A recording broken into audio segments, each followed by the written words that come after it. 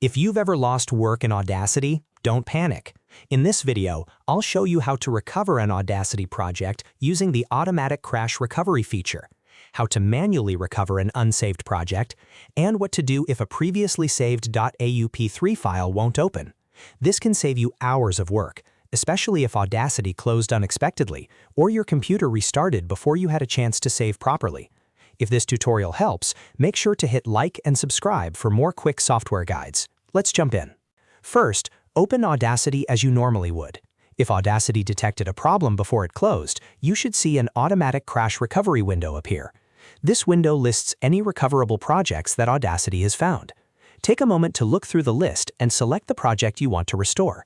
Once you've highlighted the correct project, click Recover Projects. Audacity will begin restoring the session and bringing your audio back.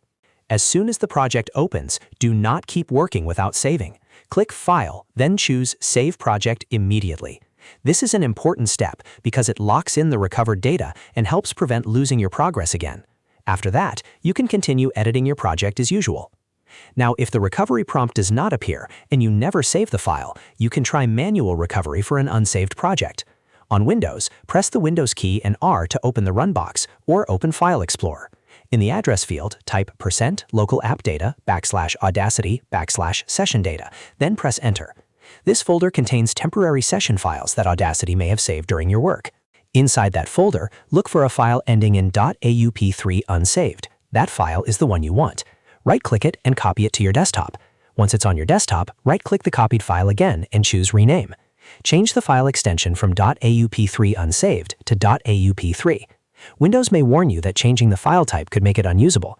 Click Yes to confirm the change. Then double-click the renamed .aup3 file to open it in Audacity. If that still does not solve the issue, there is another manual recovery method for previously saved projects. This is useful when your existing .aup file won't open properly. First, go to the folder where your project was originally saved. In that same folder, make sure the .SHM and .WAL files are still present, because these support files are often needed for recovery. If they were moved or deleted, Audacity may have trouble opening the project correctly. Next, open Audacity and click File, then click Open. Browse to the .aup file you want to restore and select it. In many cases, Audacity will rebuild and recover the project automatically, as long as the related sliders are in the same location. Once the project opens, check your audio tracks carefully to make sure everything loaded properly, and then save the project again right away. A quick tip here. Whenever you recover a project successfully, save a fresh copy in a new location if possible. That gives you an extra backup in case something goes wrong later. It's also a great idea to regularly save your work while editing, so you reduce the chance of needing recovery in the first place.